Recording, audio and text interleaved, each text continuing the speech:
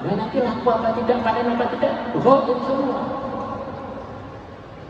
Ada seorang wali murid yang cerita, setelah akrab dengan saya, dan sebagian keluarganya pun jadi keluarga kami.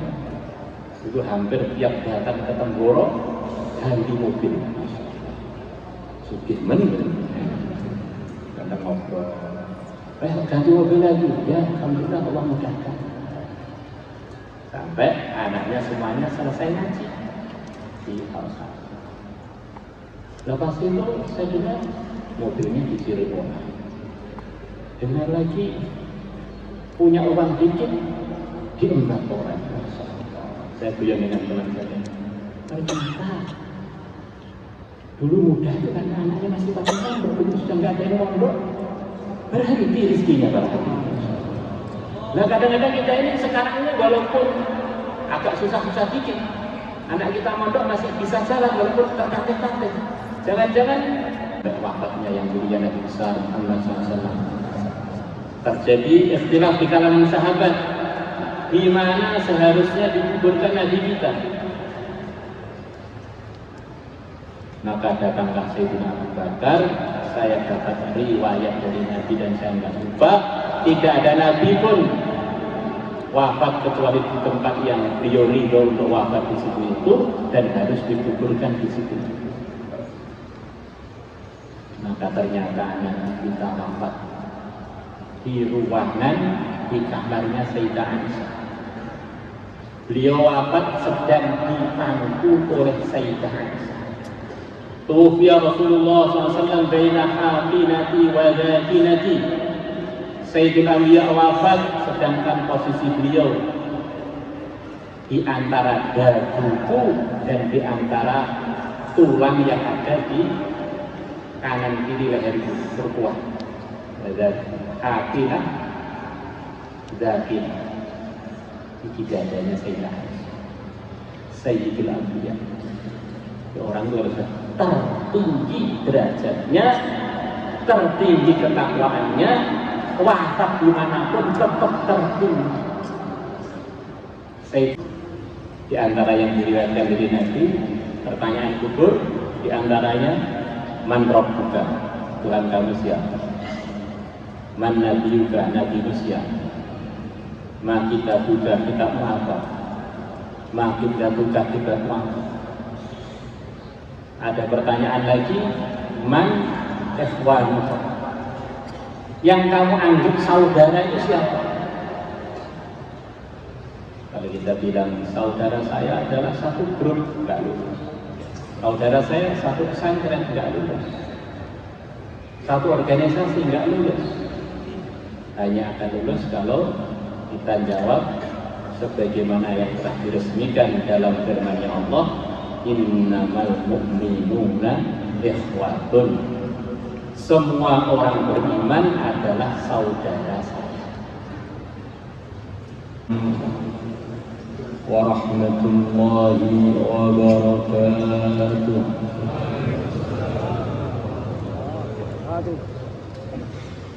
Innal hamdalillah nahmaduhu wa nasta'inuhu wa nastaghfiruh wa nu'minu bihi wa natawakkalu alayhi wa na'udzu billahi min shururi anfusina wa min sayyiati a'malina.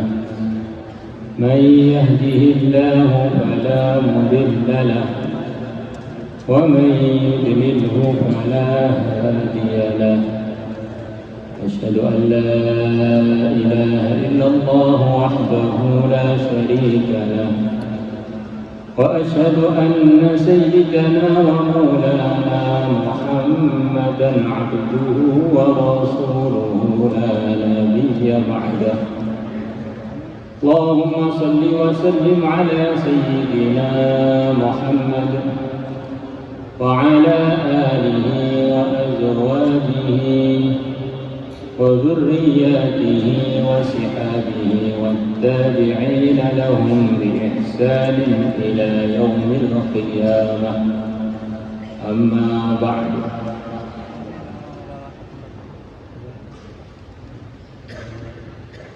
فقد قال في كتابه الكريم: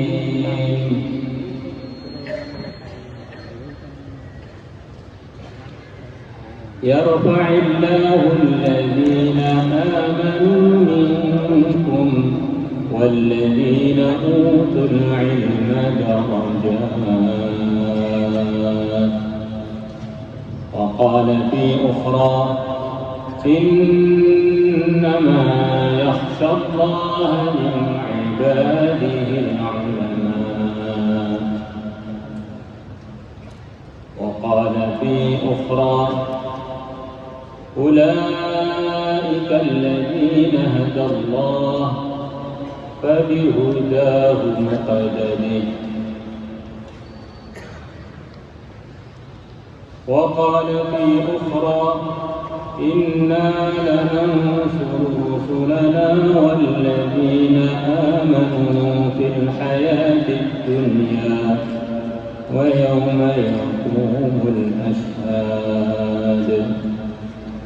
وقال النبي صلى الله عليه وسلم: من سلك طريقا يلتمس فيه علما سهل الله له طريقا إلى الجنة. وفي رواية: سهل الله له به طريقا إلى الجنة. فقال النبي صلى الله عليه وسلم: من يرد الله به خيرا يفقهه في الدين. وقال النبي صلى الله عليه وسلم: فقيه واحد أشد على الشيطان من 1000 عابد. وقال علي رضي الله عنه: طالب العلم يشيعه 70,000 من مقرب السماء.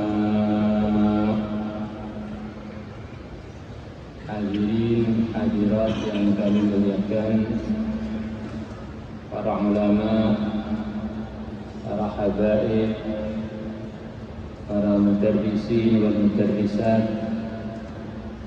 ahlan wa sahlan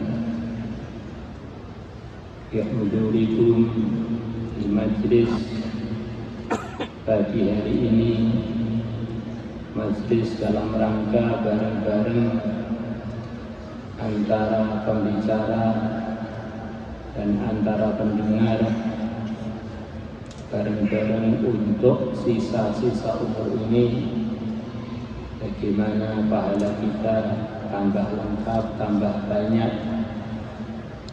Tinggalan-tinggalan kita persiapkan jariah-jariah, biar nanti kalau kita wafat amalan terus berjalan, kita tinggal menerima hasil-hasilnya. Semoga Allah terima kita semua, dan semoga majelis ini dalam ridhonya Allah. Dan kita yakini sebagaimana dalam hadis riwayat Tabarani, semua amalannya umat Muhammad dengan seizin Allah ditampakkan oleh Allah kepada yang mulia Nabi besar Muhammad sallallahu alaihi wasallam. Tu'radu 'alayya a'malu ummati. Amalan-amalan umatku ditampakkan kepada aku oleh Allah. Semoga majelis ini ketika ditampakkan kepada Nabi kita menyebabkan beliau suka, tersenyum dan bergembira. Karena Nabi kita pasti kita yakini akan bergembira kalau umatnya usaha mengikuti, memperjuangkan, meneruskan warisan beliau, warisan agama, warisan pengetahuan mengenai ilmu agama. Nahnu ma'asyiral anbiya'i la nubah.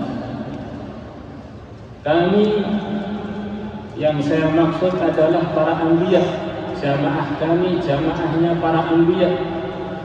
Kami tidak meninggalkan warisan. Kami tidak diwarisi oleh siapapun.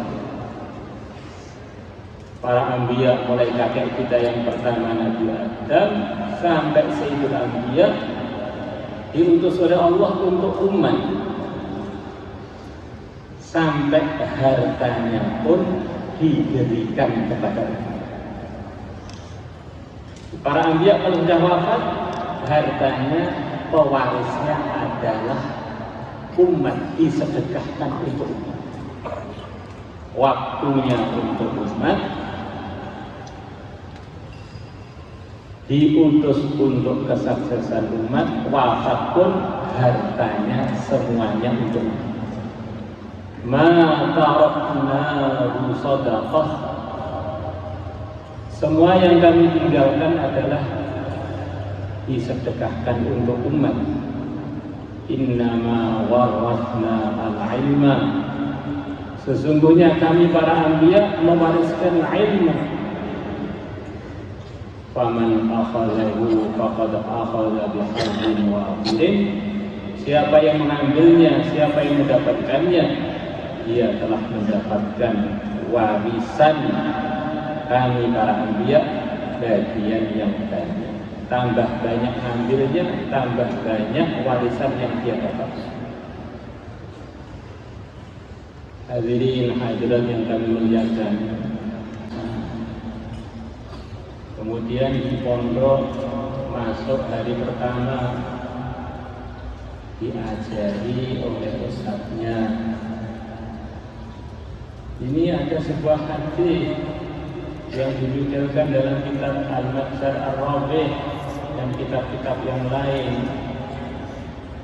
Siapa yang mengatakan, ya Allah, balaslah Nabi Muhammad dengan sebab jasa beliau kepada kami dengan balasan yang sesuai untuk beliau.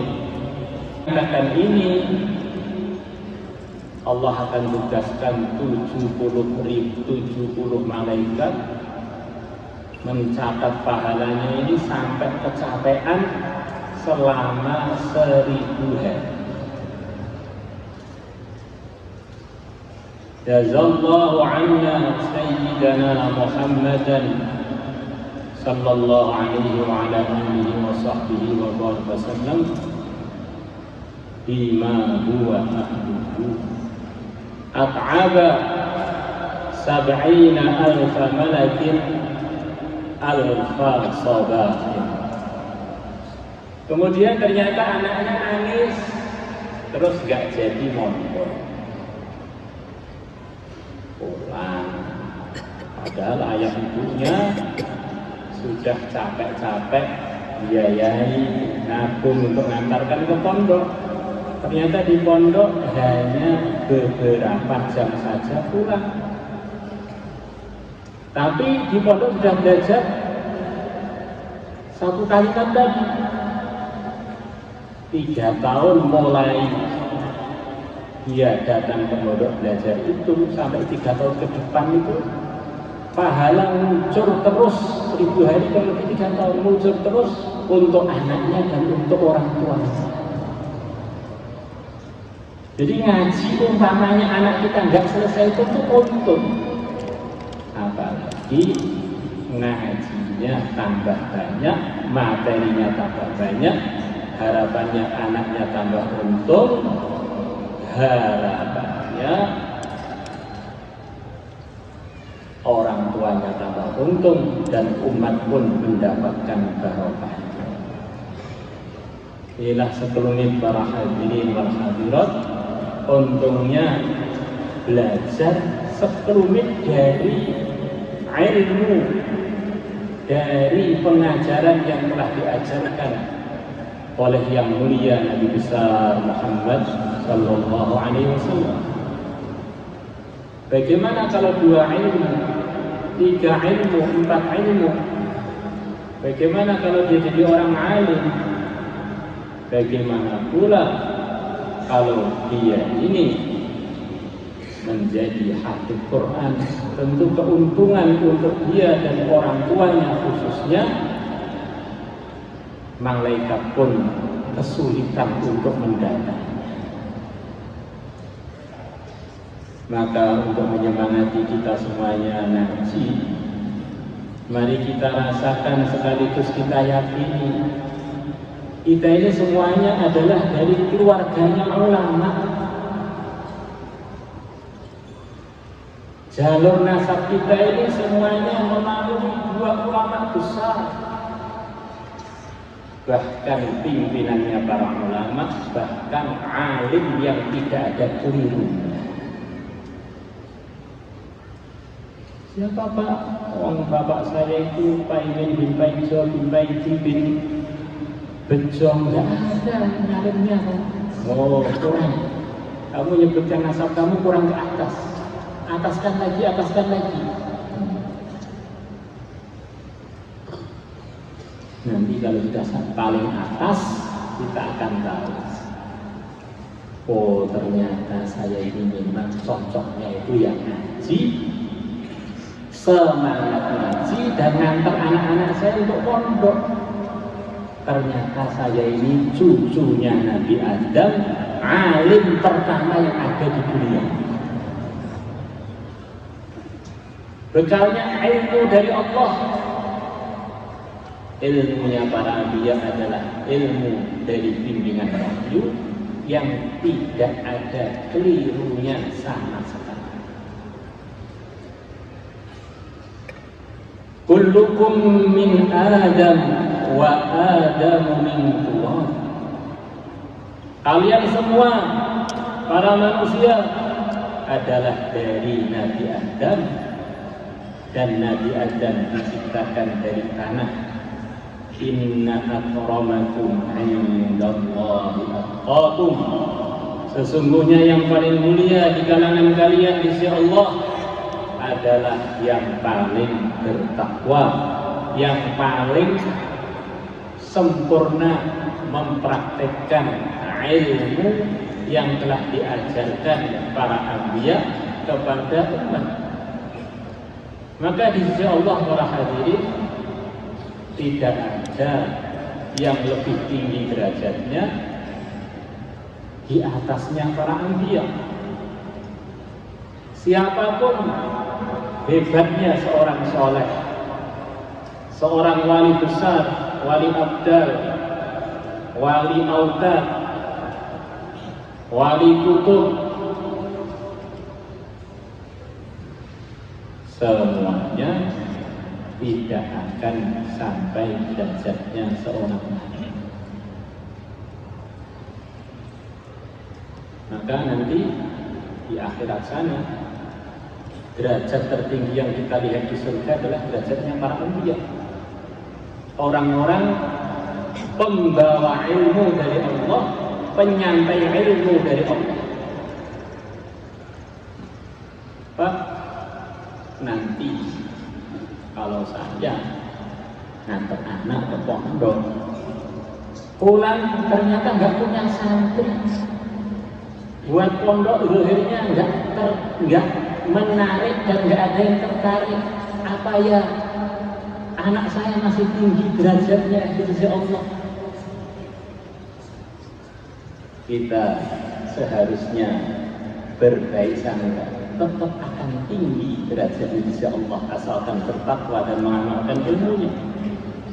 Di antara mengamalkan ilmunya, ngajak umat kepada ridhonya Allah, walaupun nggak ada yang gubris. Dalam riwayat Bukhari, Allah tampakkan kepada aku pemandangan mahsyar. Di antara yang tampak, datang para anbiya ke mahsyar, beserta dia ada 10 orang. Selama hidupnya, selama mendakwahkan ilmunya, santrinya hanya 10. Sebagian anbiya saya lihat hanya punya pengikut 3 orang. Sebagian anbiya saya lihat hanya punya pengikut 1 orang. Sebagian anbiya tidak punya pengikut sama sekali.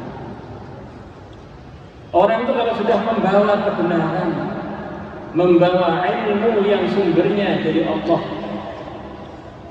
andaikan hidup sendirian, tidak ada yang disebut, dia punya derajat yang sangat tinggi di sisi Allah.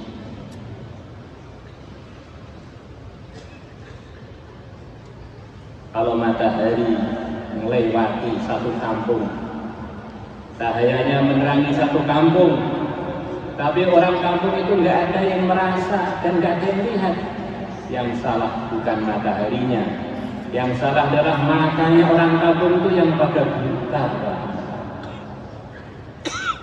Andai seorang alim yang telah bertakwa dan menyampaikan agama nggak ada yang hubris pun, derajat yang tertinggi selepas para anbiya adalah derajatnya para ulama, para ilmuwan pertama kali di kalangan umat Muhammad adalah sahabat-sahabatnya yang mulia Nabi besar Muhammad SAW.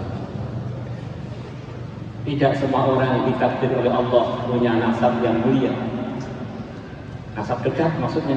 Kalau nasab jauh semuanya punya nasab mulia, dari Nabi Adam dan dari Nabi Nuh.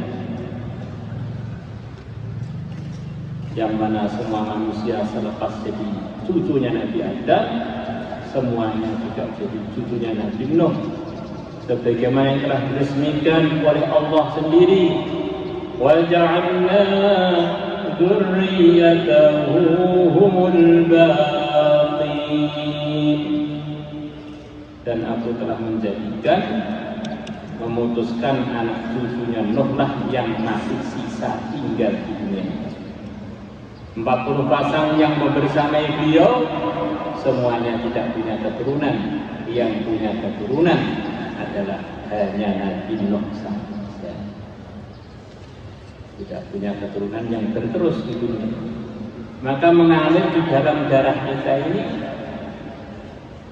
seharusnya darahnya Nabi Adam, darahnya Nabi Nuh. Semestinya kita malu dong, masa darahnya Nabi Adam, darahnya Nabi Nuh, kemudian cucunya nggak semangat ngaji, itu mestinya malu. Apalagi yang merasa di dalam nasab keluarganya, tambah lagi nasabnya para ulama, bahkan nasabnya Ahlul Bait, kok nggak ngaji, mestinya lebih malu lagi.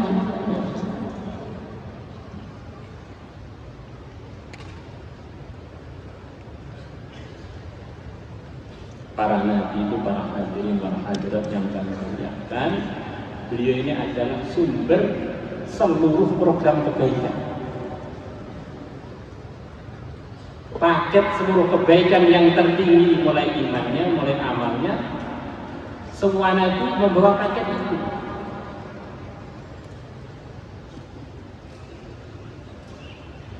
Paket namanya ilmu agama. Agama itu bahasa kita, bahasa Arabnya din, aturan yang ditunduki. Ad-dinu huwa ma yudanu, paket lengkap, hidup 24 jam, zahir batin, sesuai dengan apa yang diridhoi oleh Allah. Maka satu nabi ini akan jadi asbab munculnya segala kebaikan. Mengenai yang praktek nggak mau, urusannya yang nggak mau, maka para ulama adalah warisnya para anbiya. Maksudnya harapannya dari para orang alim tadi muncul gambaran dengan benar bagaimana paket lengkap yang dulu telah dibawa oleh yang mulia Nabi besar Muhammad SAW, yang disampaikan kepada para sahabatnya, yang disampaikan melalui ulama-ulama yang ahlinya kepada umat, sampai akhirnya menjadi satu paket yang terbukukan, paket yang pasti kalau kita memahami paket itu tidak akan keluar dari pemahaman yang benar dalam mengamalkan ilmunya Sayyidul Anbiya. Paket ahli sunnah wal jamaah lengkap antara akidahnya dan antara amalan-amalannya, fikihnya, ahkamnya. Maka harapannya setiap santri yang belajar sampai selesai, sampai akhir, yang paham, harapannya dari setiap orang muncul markas-markas semua kebaikan.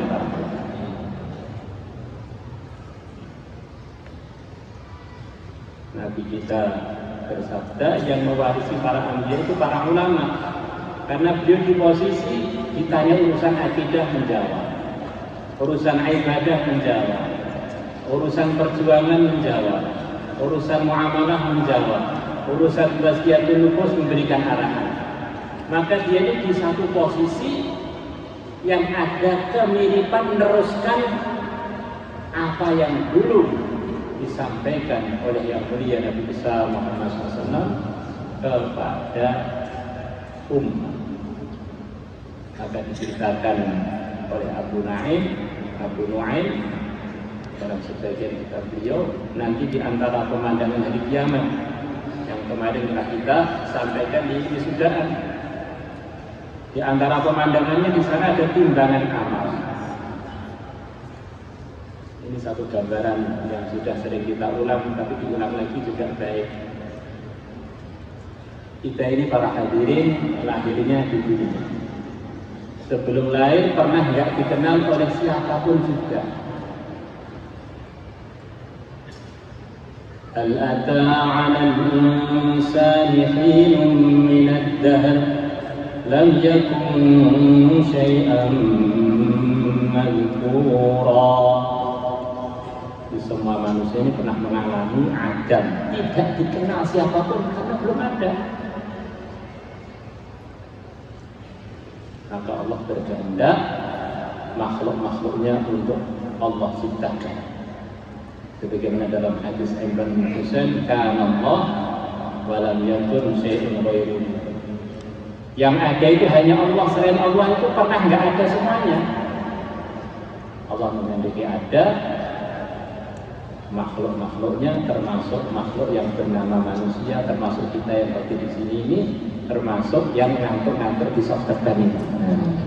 Adalah bagian yang dikehendaki oleh Allah untuk ngantuk. Seluruh dunia membangunkan, tidak akan bisa bangun kalau Allah tidak berkehendak.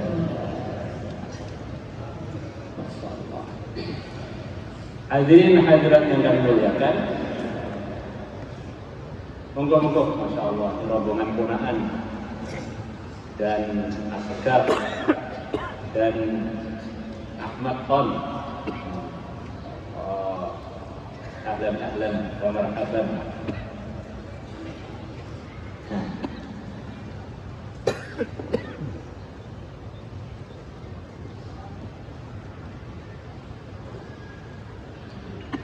100 tahun yang lalu, insya Allah kita semuanya masih Adam semua. Insya Allah di sini nggak ada yang umurnya sampai 100 tahun. Sekarang ini maksudnya, kalau ke depan Allah. Maka kita lahir di dunia. Terus kita akan mati. Matinya di mana para hadirin? Di dunia ini. Lepas itu kita akan masuk kuburan. Kuburan ini letaknya di mana para hadirin? Di dunia ini. Kuburan di dunia ini.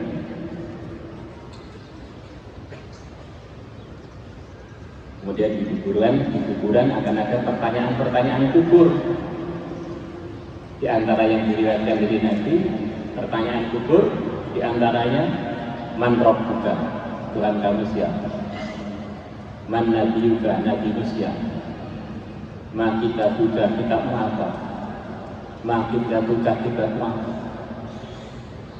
Ada pertanyaan lagi, man ikhwanuka, yang kamu anggap saudara itu siapa?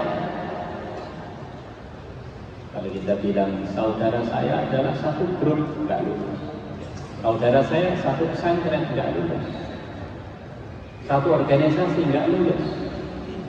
Hanya akan lulus kalau kita jawab sebagaimana yang telah diresmikan dalam firman Allah, innamal mu'minuna ikhwatun. Semua orang beriman adalah saudara saya. Lepas itu dunia kiamat. Kiamat itu terjadinya di mana para hadirin? Di dunia ini. Lepas itu kita bangkit dari kubur. Kita ini dikubur di mana sih? Dikubur di dunia. Berarti bangkit dari kubur di dunia. Pemandangan kebangkitan mengikut pemandangan balasan amal. Kalau orang itu beriman, bangkit dari kubur akan bercahaya sesuai dengan imannya masing-masing. Kalau imannya tambah amal, tambah bercahaya. Tambah tahlil, tambah bercahaya. Tambah sholawat, tambah bercahaya. Tambah hafid Quran, tambah bercahaya. Tambah alim, tambah bercahaya. Dan yang paling bercahaya di kalangan orang-orang yang bangkit dari kubur tadi selepas para anbiya adalah para ulama. Berjalan menuju mahsyar. Kan dunia sudah hancur, Pak. Iya. Hancur itu kan tidak berarti hilang. Rumah saya hancur kan tidak hilang. Tulang saya hancur kan tidak hilang. Yang memahami kehancuran adalah kehilangan total, itu sebetulnya terlalu tergesa-gesa dalam memahami. Maka kita akhirnya berangkat ke mahsyar. Mahsyar itu di mana? Di dunia. Timbangan amal di dunia. Nabi pun sudah mengatakan itu tempatnya di negeri Syam. Ardul mahsyar adalah negeri Syam. Kita semuanya akan berjalan ke sana. Ada yang jalan kaki, ada yang naik hewan kurban. Bentar lagi kurban. Maka insya Allah kita semuanya kurban biar nanti gak jalan kaki. Kalau jalan kaki untuk berdakwah pahalanya banyak. Kalau jalan kaki di mahsyar itu ya masya Allah gak enak para hadirin. Nah kalau saya sudah kurban Pak, ya korban lagi biar kita nanti punya cadangan kendaraan untuk menuju mahsyar banyak. Antar orang beriman di sana meneruskan akhlak beliau-beliaunya ketika di dunia, saling mensyafaati, saling tolong-menolong. Maka andaikan kita korban setiap tahun 100 ekor, kita bisa punya 10.000 hanya. Kita bisa pinjamkan pada teman-teman kita beribadah sana buat rombongan menuju mahsyar. Apa bisa Pak? Uang amal aja bisa diberikan, apalagi hanya dengan korban. Timbang amalnya. Kemudian selepas selesai semua, minum jadi tenaga kausar tidak bisa. Masya Allah. Akhirnya perpisahan terakhir kita dengan dunia adalah ketika kita melewati sirat. Ini perpisahan. Sebelum itu semua kejadian itu adalah di dunia. Lah akhirat itu kapan Pak? Akhirat kan artinya akhirat. Maka para mengatakan tergantung. Kalau orang itu sudah masuk akhirat, maka dia masuk di alam pembalasan amal. Maka akhirat itu kata sebagian ulama terbagi dua, akhirat per pribadi dan akhirat bareng-bareng. Kalau akhirat per pribadi, setiap orang mati sudah masuk akhirat karena sudah masuk balasan amal. Man mat faqad qamat qiyamatuhu. Orang yang telah wafat telah terjadi kiamat pada dia. Telah terjadi kematian yang menyebabkan dia sudah masuk di alam pembalasan amal. Ada pertanyaan kubur, nikmat kubur, siksa kubur, di alam barzah itu, alam penantian. Kalau untuk bareng-bareng akhirat itu dimulai dari hari kebangkitan, Pak. Sampai terakhirnya fariqun fil jannah, fariqun fis sa'ir. Maka surga yang paling kecil untuk orang yang beriman luasnya adalah 10 kali lipat dunia. Kata sebagian ulama, kok bisa begitu, kenapa? Dalam hadis riwayat Muslim Nabi besar Muhammad SAW bersabda kurang lebihnya, la taqumu as-sa'atu hatta la yuqala fil ardi Allah Allah.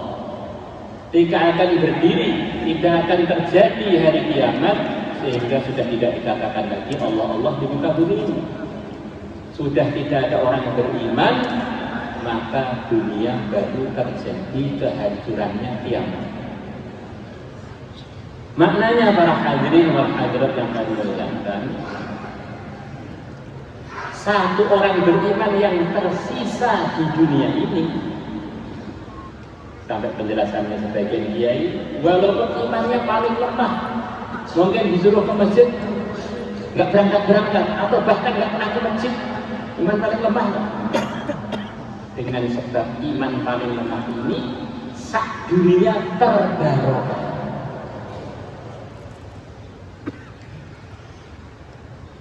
Kiamat tertunda dulu gara-gara memuliakan satu orang yang masih tersisa yang membawa iman selemah-lemahnya iman. Maka waktu itu tampak bahwa orang beriman itu telah berbuat baik pada gunung, pada lautan, kepada manusia, kepada jin, kepada oksigen, kepada semuanya yang ada di dunia. Dan Allah menjanjikan minimalnya orang yang buat amalan satu, Allah akan lipatkan 10 kali. Man jaa'a bil hasanati falahu 'asyru amsalha. Siapa yang datang sowan kepada Allah membawa satu kebaikan, Allah akan lipatkan 10 kali. Maka dia telah berbuat kebaikan kepada seluruh dunia, maka Allah sambut dia di surga, diberi surga yang luasnya 10 kali lipat dunia. Maknanya para hadirin, kita sebagai orang beriman yang hadir di sini, saya antum semuanya, dan saya di sini ini juga bagian jadi wali murid. Tahun ini anak saya selesai dari Al-Fatah 2 orang, sama-sama wali muridnya. Katanya di dunia ini orang yang ini bukan muji lagi, tapi kenyataan katanya. Satu-satunya orang yang ingin anaknya melebihi dirinya adalah seorang ayah. Kalau seorang ibu kadang-kadang tunggu dulu. Kita punya istri cantik, namanya minimal cantik versi kita. Kemudian kita punya anak dari istri itu lebih cantik dari ibunya. Kita bilang pada istri kita, ibunya si anak itu, wah, anak kamu kok lebih cantik daripada kamu ya? Enggak, tentu saja. Ibu itu dengan anaknya aja nggak mau ngalah, apalagi dengan suami. Ini guyon, bukan nyindir dari ibu kan? Itu, insyaallah.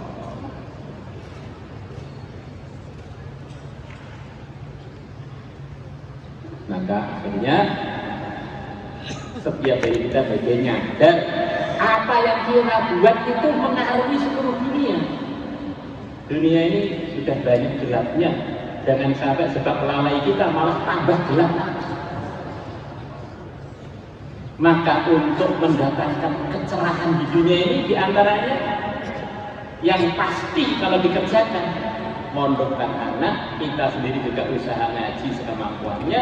Dari situ tergambarkan amal-amal kebaikan, kemudian selepas tergambarkan kita kerjakan, kita yakini, kita perjuangkan, maka dunianya akan tambah banyak kebaikan datang dari pribadi-pribadinya manusia, pribadi-pribadinya orang ini. Maka bisa saja satu anak yang soleh, yang alim ini bisa mempengaruhi seluruh dunia. Bukan hanya bisa, memang itu pasti barangkali. Maka di antara usaha zahir batin untuk mendatangkan macam-macam kebaikan di dunia adalah kita kerjasama untuk mewujudkan dan selalu usaha mewujudkan munculnya perwakilan dari pihak laki-laki atau pihak wanita, putra-putri kita yang mondok sampai selesai, supaya jadi perwakilan pencerahan umat, perwakilan lengkap, mulai akidahnya, pikirnya dan semua arahan yang diberi oleh Allah untuk dipraktekkan, dan pengetahuan apa yang tidak diberi oleh Allah untuk ditinggalkan. Ini tanggung jawab kita semua. Apalagi kita ini dari keluarga ulama semua, keluarganya Nabi Adam, keluarga Nabi Nuh. Katanya orang Jawa, kacang ini mesti ini manut ranjang. Nek kacang orang manut ranjang ini kacang edan. Namanya kacang itu tumbuhan kacang, biasanya ikatan ikut yang ditegakkan, yang dia diikat di situ.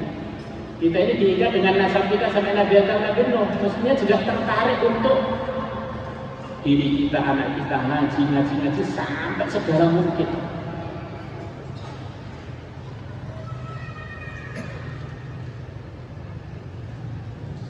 Kalau cucunya Nabi Adam, Nabi Nuh kok nggak semangat ngaji, nggak semangat mondok, karena dikhawatirkan ini cucu yang gak nyambung dengan kakeknya, namanya cucu error.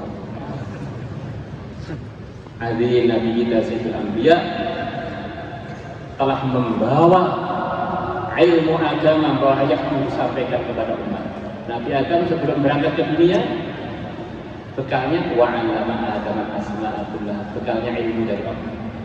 Nabi kita sebelum menyampaikan agama kepada umat, bekalnya Iqra dan seterusnya, diberi pengajaran-pengajaran oleh Allah langsung atau melalui malaikatnya, malaikat Jibril atau yang lainnya, untuk disampaikan kepada umat. Maka beliau sampaikan 23 tahun. Isinya apa? Solusi bagi umat, solusi bagi umat, solusi bagi umat, dari program yang nggak jelas untungnya menuju program yang pasti untungnya bagi si kaya, si miskin, si raja, si rakyat, bagi orang kaya maupun kere di bawah kolong sendal. Maka Al-Imam Syafi'i rahimahullah dia mengatakan kurang lebihnya, pengetahuan yang terpenting di dunia ini sebetulnya hanya dua. Ilmu agama untuk merawat agama, al-ilmu ilman, al-fiqhu lil adyan, wa al-ibhu lil abdan.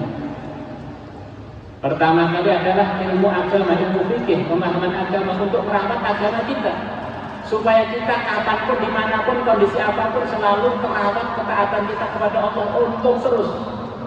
Maka ilmu agama ini diperlukan oleh siapapun yang pengen untung terus, nggak ada buntungnya. Sekaya apapun nggak ngamalkan agama, semiskin apapun nggak ngamal agama, ciloko mencit ning dunya wis ra duwe apa-apa, berangkat ning akhirat kalek digoreng ning rokok. Jadi kalau orang ngerti agama, kaya raya, di dunia sudah kaya raya, di akhirat menjadi raja besar yang tidak pernah bisa dilengserkan oleh siapapun. Miskin malah hisabnya ringan, bahkan kalau perlu nggak dihisab, cepat-cepat masuk surga melebihi orang-orang kaya. Solusinya agama dan agama itu nggak mungkin bisa tergambarkan tanpa ada ilmu.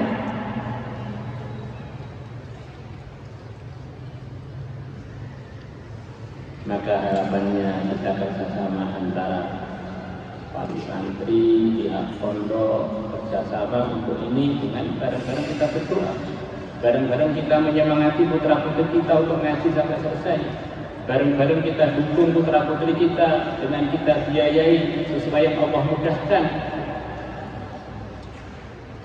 dengan harta yang terhalal yang kita punya. Rasakan sabda Nabi, ada seorang yang saudaranya mondok ngaji pada Nabi, maka diminta oleh saudaranya yang tidak mondok untuk pulang bantu kerja. Maka Nabi bersabda pada sahabat yang minta saudaranya untuk boyong dulu tadi, la'allaka turzaqu, kamu tuh kerja dapat rezeki karena berkahnya saudara kamu yang mondok itu, kok malah kamu suruh boyong, nanti kan asbab rezeki kamu tersumbat kan. Rezeki itu seperti bisa diusahakan, datang apa tidak itu ghaib para hadirin. Kita ini seperti bisa buka toko, nanti laku apa tidak ghaib. Kita ini seperti bisa buat lahan sawit, lahan coklat, lahan apa begitu. Dan nanti laku apa tidak, panen apa tidak, itu semua. Ada seorang wali murid yang cerita, setelah akrab dengan saya dan sebagian keluarganya pun jadi keluarga kami. Itu hampir tiap datang ke Tenggoro ganti mobil. Sugih men, kadang ngobrol. Ganti mobil lagi, ya alhamdulillah Allah mudahkan. Sampai anaknya semuanya selesai ngaji di Al-Sah. Lepas itu saya dengar mobilnya di Cirebon. Dengar lagi punya uang dikit diembat orang. Saya guyon dengan teman saya. Ternyata dulu muda itu kan anaknya masih pakai pondok, begitu sudah nggak ada yang pondok, berhenti rezekinya barangkali. Nah kadang-kadang kita ini sekarang ini walaupun agak susah-susah dikit, anak kita mondok masih bisa jalan walaupun tertatih-tatih. Jangan-jangan ini guyon tapi serius. Saya agak seru karena saya tak guyonkan. Jangan-jangan malah nggak berjalan sama sekali. Tertatih-tatih aja, enggak macet, cek. Masya Allah. Di semua kebaikan inilah yang jadi asbab kemudahan ini. Semua kebaikan sumbernya dari pengajaran Nabi, dari ilmu. Maka kalau para ulama itu tetap muncul, tetap ada, harapannya kebaikan-kebaikan terus terproduksi, terus akhirnya datang macam-macam pertolongan Allah kepada umat. Itulah harapan. Insyaallah sedantennya insyaallah. Selepas zamannya Nabi kita, para hadirin wal hadirat yang kami muliakan, muncul tokoh-tokoh agama yang di antara yang termasyhur kalau ikut beliaunya pasti kita mengapa agama tanpa biru, yaitu A'imah Madzhabul Arba'ah, A'imah Aqidah Ahlussunnah Jamaah, Imam Syafi'i, Maturidi, Abu Hasan Al-Asy'ari. Beliau-beliau itu di samping kesolehan anaknya, di antara yang diceritakan adalah kesolehan ayahnya dan kesolehan ibu. Diceritakan dari kitab Manhalatin bab menerangkan Imam Malik bin Anas. Dia punya bapak namanya Anas. Bapaknya itu lumpuh, Pak.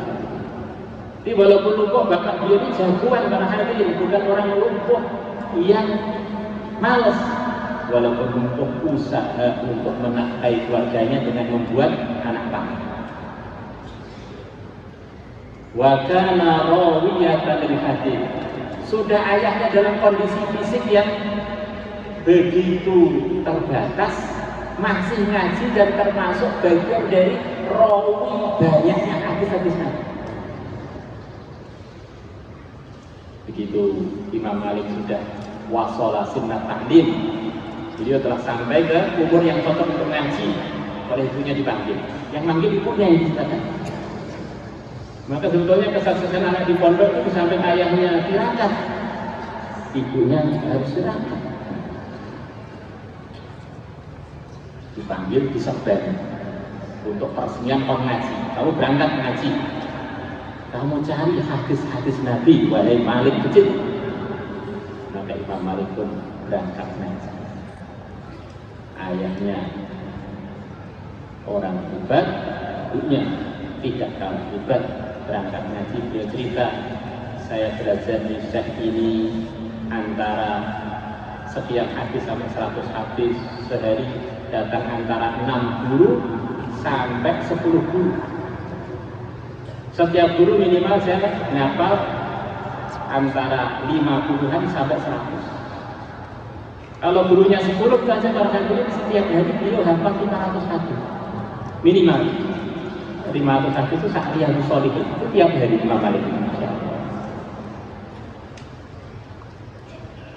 Kemudian ceritanya Al-Imam Syafi'i, yang mana beliau ditinggal wafat ayahnya masih kecil, yang semangat menyemangati beliau ibu beliau Fatimah yang dari kabilah Al-Azdi, dari orang Yaman. Ayah beliau dari suku Quraisy. Banyak cerita bahwa orang-orang hebat mulai dulu mulai sejarah awal-awal Islam itu banyak namanya Fatimah. Ini Fatimah ini menyemangati putranya, diajak ngaji ke lahirnya Imam Syafi'i di jalur Gaza di Gaza. Kemarin datang seorang ulama dari Palestina 2 hari yang lalu ke rumah saya. Beliau ngajarnya di tempat lahirnya Imam Syafi'i di Gaza. Maka beliau berangkat ngaji di Mekah. Semangat ilmunya sampai ilmunya orang Mekah beliau pelajari. Berangkat ke Madinah, ilmunya Imam Malik beliau pelajari. Akhirnya saking senangnya Imam Malik yang telah disemangati ibunya juga, ini juga disemangati juga. Ini hasil penyemangatan para ibu. Di antaranya tentu saja. Karena ibu tanpa ayah kan juga tidak ada. Karena wanita itu bagian dari pria. Dulunya kan nggak ada, terus diambilkan tulang rusuknya Nabi Adam, kemudian jadilah wanita. Wanita tanpa pria nggak lengkap, pria tanpa wanita mumet. Karena nggak lengkap, tulang rusuknya kurang. Sebetulnya nggak mati itu orang nggak nikah, tapi hanya mumet tidak sempurna. Alhamdulillah. Maka Imam Malik ini Masya Allah, Allah muliakan beliau dengan kewibawaan yang luar biasa. Sebenarnya orang Islam waktu itu banyak sekali menghadiahkan macam-macam barang berharga pada Imam Malik. Sampai Imam Malik menjadi kebanyakan harta. Setiap berapa saat sekali beliau ganti baju dari hasil hadiah. Sehari bisa ganti baju puluhan kali. Maka Imam Syafi'i tanya, "Antum kok ganti baju terus kenapa?" Lah karena saya dengar Nabi itu terima hadiah. Kalau saya nggak terima hadiah nanti nggak niru Nabi. Dan orang kalau beli hadiah saya, kalau nggak saya pakai kan orangnya kecewa. Maka beliau diberi hadiah setiap hari sekian banyak baju, akhirnya ganti lagi untuk menyenangkan orang lain beri hadiah. Orang itu kalau alim, kaya pun bulan terus. Miskin juga benar, kalau kurang alim itu sama terus. Kaya salah, miskin juga apalagi. Dan termasuk yang dihadiahkan pada beliau kuda-kuda termahal waktu itu. Dan sampai sekarang pun mungkin di antara perkara yang paling berharga di dunia ini ya kuda itu. Ada kuda di Eropa sana namanya Pegasus, harganya 1 triliun rupiah. Masih hidup. Masya Allah. Maka Imam Syafi'i pulang dengan membawa harta begitu banyak. Coba kira-kira kalau kita punya anak mondok pulang jadi konglomerat, kira-kira bagaimana? Ya ini Nusratullah, ya ini Nusratullah.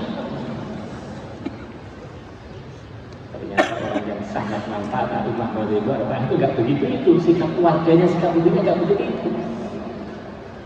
Maka Fatimah ini dengar putranya sudah alim pulang bawa harta yang begitu melimpah, hadiah dari Imam Malik. Maka dia utusan kepada Imam Syafi'i yang masih di luar Mekah, beritahu kepada Muhammad, saya nggak mau terima dia pulang kecuali dalam kondisi seperti waktu berangkat nggak bawa apa-apa.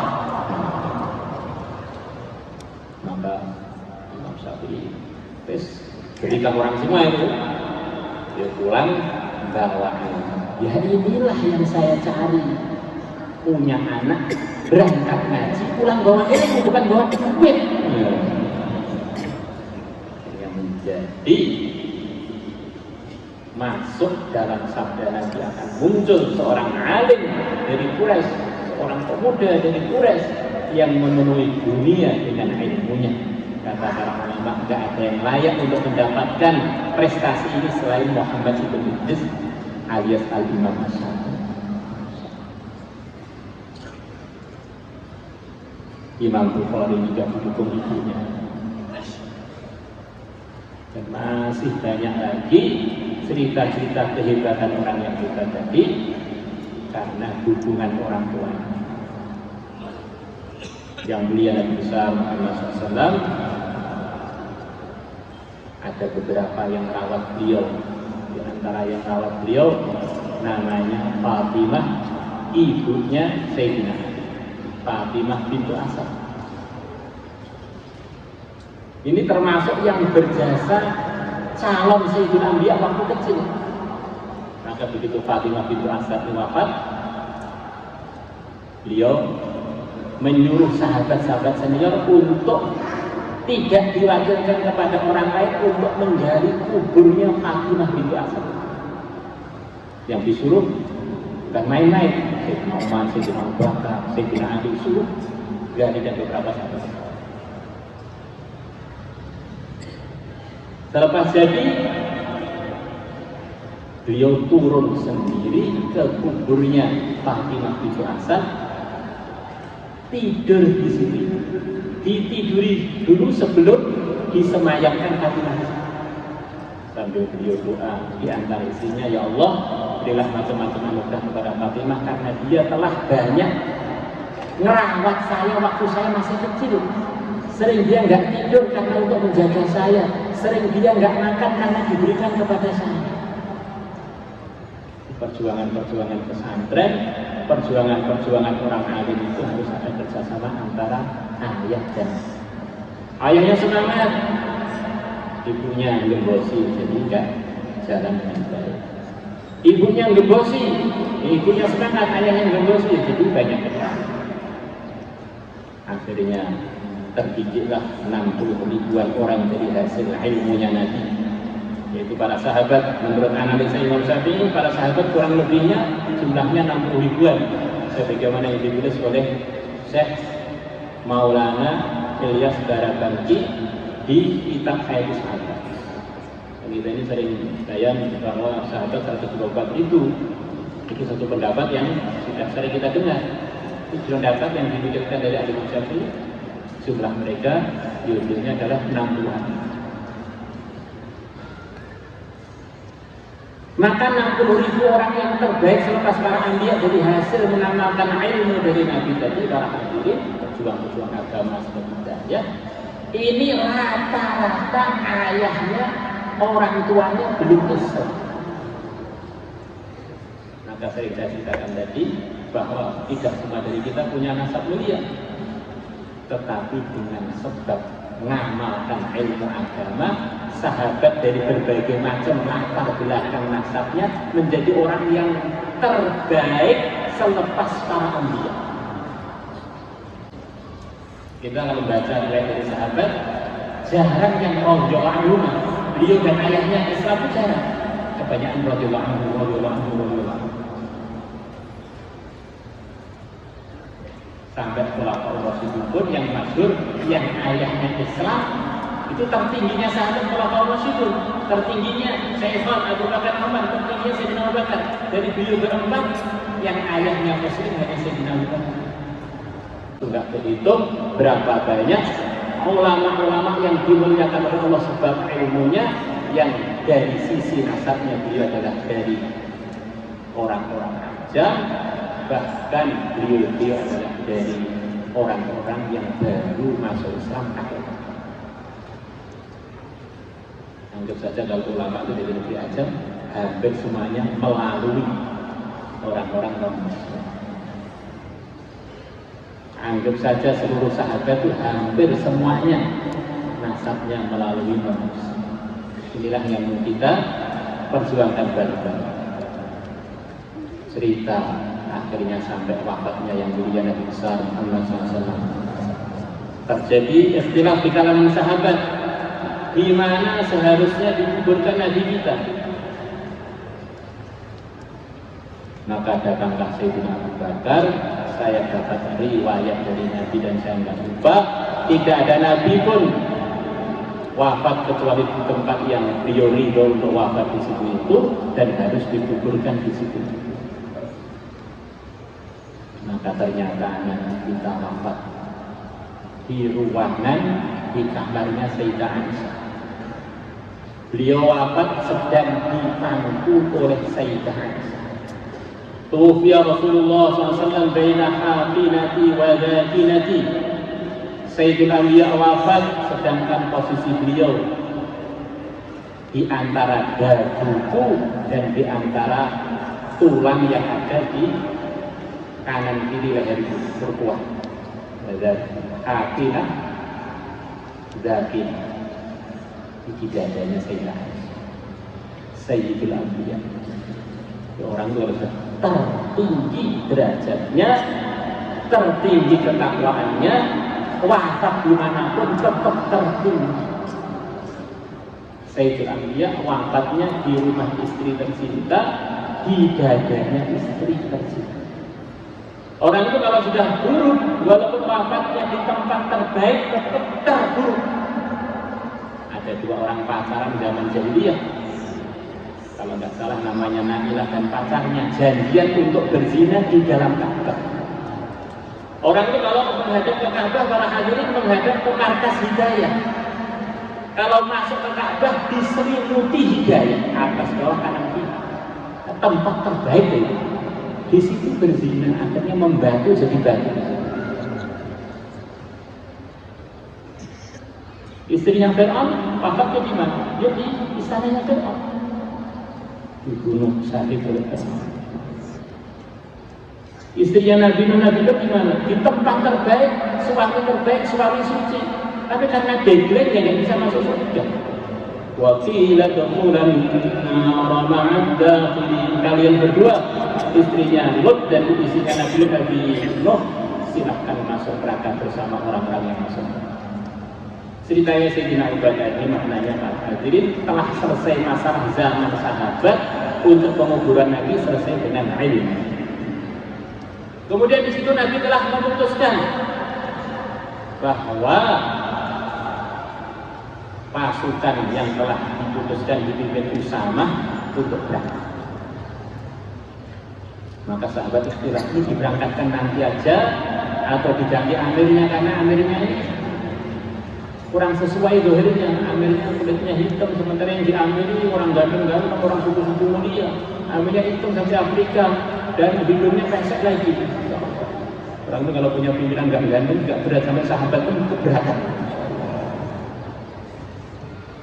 Maka Sayyidina Abu Bakar menyelesaikan dengan ilmu bahwa menunda perintah adalah bagian dari pelanggaran.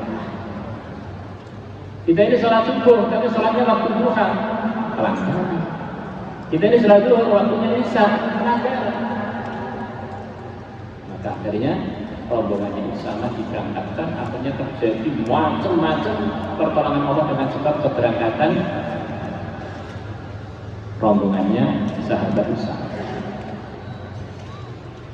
Kemudian datang waktu penguburan Nabi.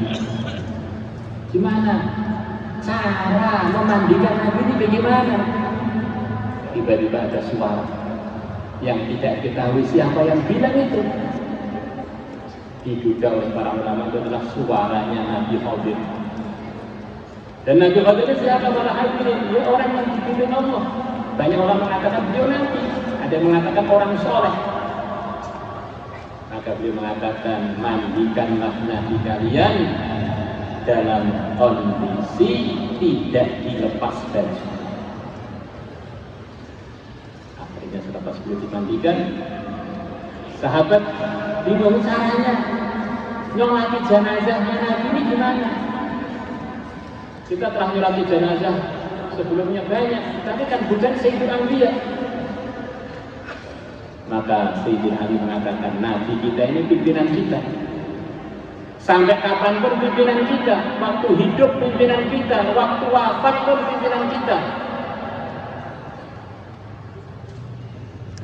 Maka tidak ada yang layak jadi imam di hadapan pimpinan terbesar.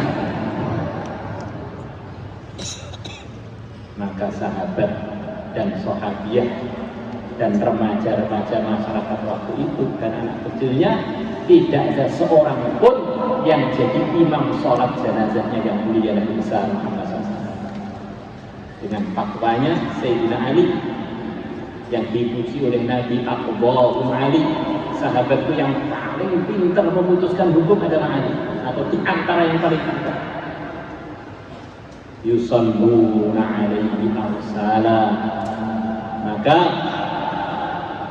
para sahabat mensolati jenazah Nabi bergantian, tidak ada seorang pun yang jadi imam. Nah, ada pertanyaan, siapa yang imami sholat jenazah Nabi? Gak ada siapa-siapa, semuanya sholat sendiri-sendiri. Selesai dengan ilmunya Sayyidina Abu Bakar. Ada sahabat anaknya diculik, datang pada Nabi, diberi anak Nabi, kamu dan istri kamu wiridan la haula wala quwwata illa billah. Selesai masalah dengan ilmunya.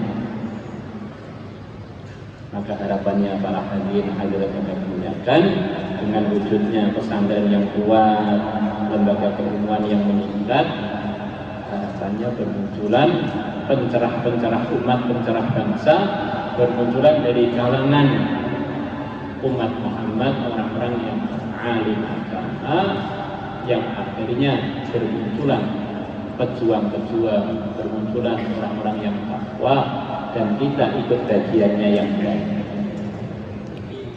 Maka para hadirin wal hadirat, untuk biaya anak itu jangan sungkan-sungkan. Apa yang kita mampu dengan tertib yang benar, itu saja, jangan jadi anaknya koyak-koyak. Biaya ini beli kita biaya. Bagaimana sikapnya orang-orang dulu kalau anaknya belajar beberapa masail tahu, masya Allah. Kita pernah mendengar dalam sejarah panjang umat Islam Salahuddin Al-Ayyubi menaklukkan Palestina. Ternyata di balik dia ada guru yang mengajar beliau, yang akhirnya membangkitkan semangat dan iman dan takwa. Muhammad Al-Fatih, ternyata di balik beliau ada seorang alim yang menyemangati beliau untuk menjadi orang alim dan takwa. Menjadi, masya Allah, pencerah langkah-langkah dan sikap-sikap beliau. Kita pernah mendengar Muhammad bin Abdul Aziz, ternyata di balik dia ada seorang alim besar, Ubaidullah, yang mengajari beliau agama, akhirnya menjadi orang yang mungkin paling takwa di kalangan beriman.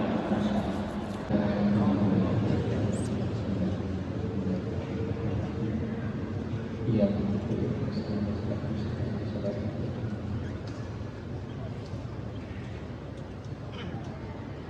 Al-Fatiha.